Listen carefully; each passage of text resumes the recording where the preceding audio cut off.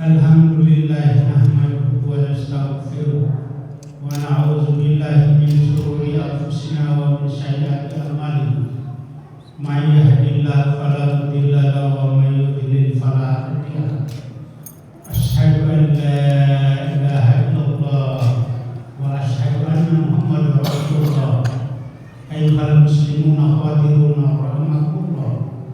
Usikum wa nafsi bitaqwallah. Fazal muttaqun. Innallaha wa malaikatahu yusholluna 'alan nabi. Ya ayyuhallazina amanu shallu 'alaihi wa sallimu taslima. Allahumma shalli 'ala sayyidina Muhammadin wa 'ala alihi wa ashabihi ajma'in. Amma ba'd. Qala Allah ta'ala fil kitabil karim wa huwa asdaqul qa'ilin. A'udzu billahi minasy syaithanir rajim. Bismillahirrahmanirrahim. Ya ayyuhallazina amanu taqullaha haqqa tuqatih wa la tamutunna illa wa antum muslimun. Wa qala Rasulullah sallallahu alaihi wasallam, ittaqullaha wa yasma kunta. Sadaqallahu azim. Bapak-bapak jamaah Jumat bersama-sama dirahmati dan dimuliakan oleh Allah Subhanahu wa taala. Pada Jumat hari ini bertepatan dengan tanggal 6 Februari 2026 Miladiah atau tanggal 18 Hijriah 1447 Hijriah. Yang tentu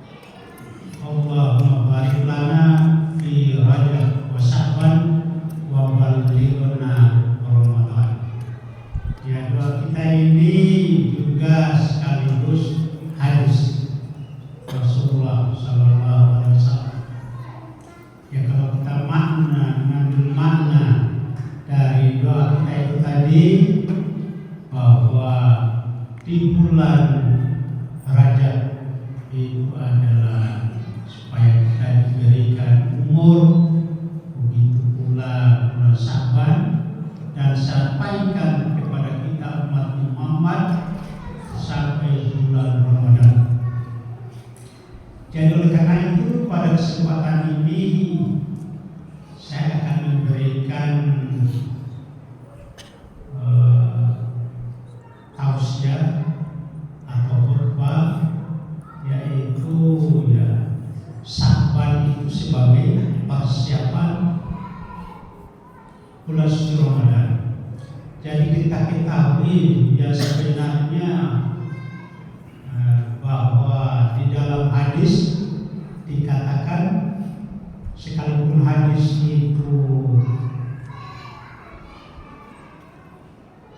dhaif menurut para ulama, tapi perlu kita tirukan karena maknanya bagus, bahwa di dalam hadis itu dikatakan bahwa bulan Rajab itu adalah bulannya Allah, dan bulannya dan Sya'ban itu adalah bulannya Muhammad atau bulanku, kata Rasulullah menurut hadis itu, dan Ramadan adalah bulannya umatku. Jadi seiring dengan doa tadi, maka kita berada di fase Sya'ban sekarang ini, bulannya Nabi, bulannya Nabi. Maka para ulama menafsirkan bahwa bulan Rajab itu adalah bulan Gelar Qadha, Gelar Qadha. Sedangkan bulan Sya'ban ini adalah geladi bersih. Kenapa dikatakan geladi bersih? Untuk kita memasuki persiapan bulan Ramadan. Jadi oleh karena itu bulan Rajab itu memang bulan yang diturunkan atau Rasulullah menerima perintah salat. Tapi di sana tidak hanya menerima perintah salat, nanti diaplikasikan di hadis-hadis Rasulullah, itu pada bulan Sya'ban ini. Jadi di sana ada kalimat-kalimat salawat di bulan Sya'ban ini. Jadi oleh karena itu di bulan Sya'ban ini marilah kita memperbanyak mengucapkan salawat, karena di dalam ibadah kita, baik itu ibadah yang wajib maupun yang sunnah-sunnah, selalu terselip di dalamnya kalimat salawat. Ya sebagaimana Allah berfirman dalam surat Al-Ahzab ayat 56. Bismillahirrahmanirrahim. Innallaha wa malaikatahu yusholluna 'alan nabi ya ayyuhallazina amanu shallu 'alaihi wa sallimu taslima. Salawat ini diucapkan oleh Allah beserta para malaikat untuk menanti atau sebagai penghormatan kepada Rasulullah Muhammad SAW. Kemudian sampaikan kepada umatnya juga untuk menyampaikan, mengirimkan salawat kepada junjungan Nabi besar kita Muhammad SAW. Dan Rasulullah menurut hadisnya bahwa barang siapa yang mengucapkan salawat, khususnya di bulan Syawal ini sebanyak-banyaknya, maka akan saya berikan syafaat di yaumil qiyamah. Maksudnya syafaat ini yang misalnya kita di dalam perhitungan antre untuk menuju surga dan neraka ini, ada kita amal kita tidak cukup, akhirnya arahannya ke neraka ini. Tapi setelah diselidiki, tunggu dulu, saya periksa dulu Apakah selama saya hidup di dunia sebagaimana janjinya Rasulullah Sallallahu Alaihi Wasallam bahwa akan saya berikan syafaat. Jadi begitu diperiksa ternyata betul bahwa selama hidupnya selalu mengucapkan kalimat syahadat terutama pada bulan Syawal ini, maka dia diarahkan ke surga. Jadi oleh karena itu pada bulan Syawal ini marilah kita perbanyak mengucapkan salawat. Jamaah yang dimuliakan oleh Allah Subhanahu wa taala. Sebagaimana tadi saya katakan bahwa bulan Syawal ini sebagai bulan bersih untuk kita memasuki bulan suci Ramadan. Tentu dalam kita memasuki bulan suci Ramadan, kita sudah mempersiapkan diri baik dari segi fisik, ya.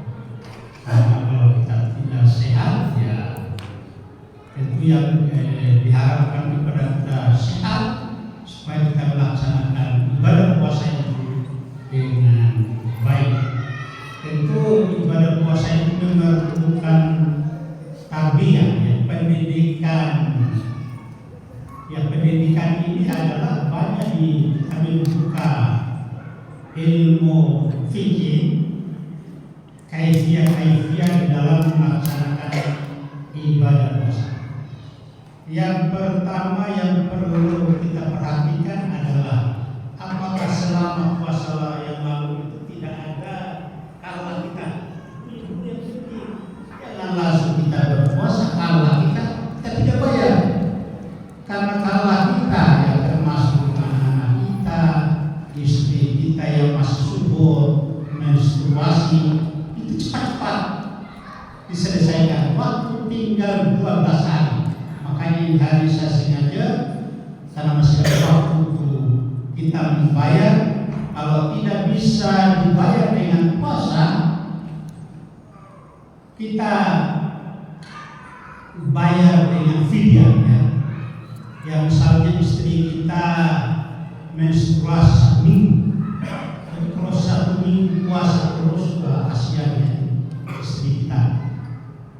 7 hari dikurangi 12 hari, kalau kurang 7 tinggal 5 hari, ya. Fisiknya perempuan beda dengan laki-laki, maka kita harus bayar fidyah. Gimana caranya membayar fidyah?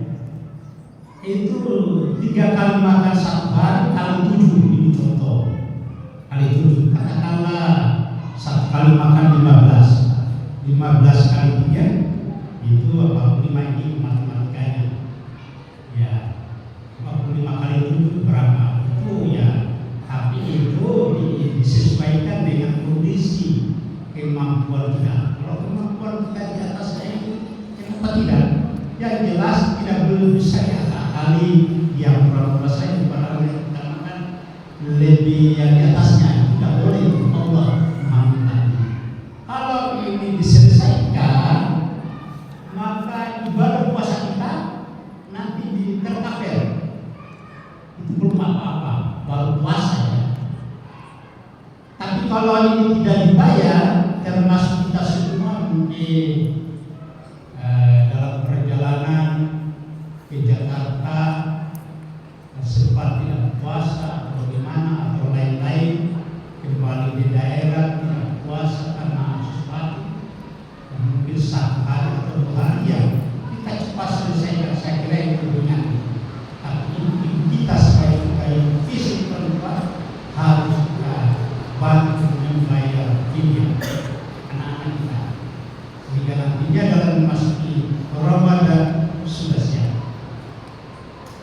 Kemudian selanjutnya tentu kita sudah mengetahui apa persiapan kita. Tentu dengan nawai kita berniat. Yang berniat itu ada 2 pendapat. Menurut Imam Syafi'i itu kita berniat setiap malam, ya. Nawaitu shomo wadi anadai fardus Ramadan aziz salat lain. Tapi menurut imam yang lain, ya karena tidak mungkin kita setiap malam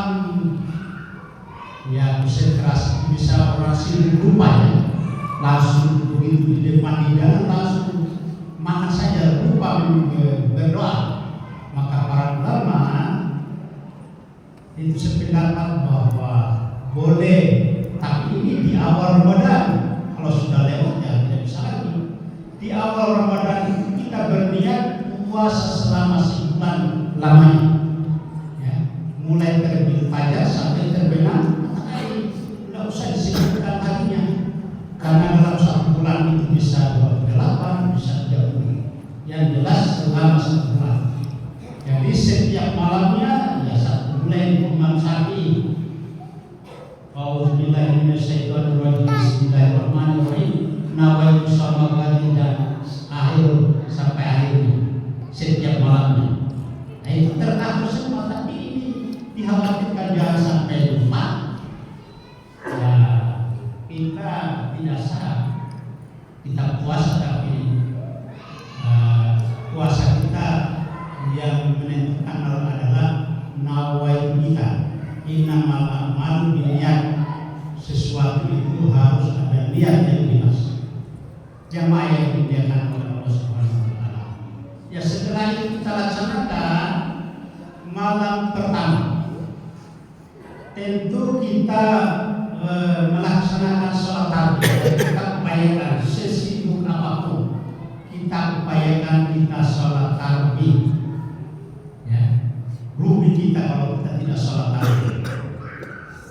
Yang kalau kita sibuk dengan kantor, tidak sempat ke masjid, pulang di rumah nanti kita sholat tarawih. Tapi syaratnya selesaikan dulu sholat isya. Ya setelah sholat isya baru sholat sholat sunat ba'diyah, sholat sunat 2 rakaat sesudah isya. Itu rumusnya. Tapi kalau kita pulang belum sholat isya langsung sholat tarawih, itu salah, keliru ya. Jadi kita utamakan dulu yang wajib, yang sunnah di belakang. Sehingga dengan demikian ibadah yang wajib dan ibadah yang sunnah itu dikabulkan oleh Allah Subhanahu wa taala. Jamaah yang dimuliakan oleh Allah Subhanahu wa taala. Yang terakhir, setelah kita berpuasa, tentu kita pelihara yang lebih utamanya diterimanya tadi ibadah puasa kita, niat kita itu tergantung bagaimana sholatnya. Kalau sholatnya bagus berdasarkan hadis Rasulullah SAW, bahwa apabila seseorang tidak melaksanakan sholat fardu atau bolong-bolong, maka puasanya tergantung antara langit dan bumi, tidak diterima. Jadi oleh karena itu sholat fardu kita 5 waktu sehari semalam kita pelihara dengan sebaik-baiknya, karena memang sholat waktu 5 waktu sehari semalam ini diterima Rasulullah itu ada pada waktu bulan Rajab, tanggal 27 Rajab. Itu belum ada apa-apanya, baru dia terima. Nanti bulan Syaban baru bikin muncul cara-caranya dalam melaksanakan ibadah sholat. Jadi dengan demikian, apabila ini kita lakukan dengan penuh dengan khusyuan, maka insya Allah ibadah kita tercover semua, baik ibadah yang wajib, ini yang sholat 5 waktu sehari semalam, kemudian puasa, ya, dan lain-lainnya zakat dan lain-lainnya tercover. Tapi sebaliknya kita nanti bulan puasa baru kita rame untuk berpuasa dan mengeluarkan zakat, itu tidak akan tercover. Jadi oleh karena itu kepada kita semua, marilah kita pelihara ibadah sholat kita, karena sholat 5 waktu adalah sebagai pilihannya agama. As-salatu imaduddin, dalam artian barang siapa yang melaksanakan berarti dia tidak beragama.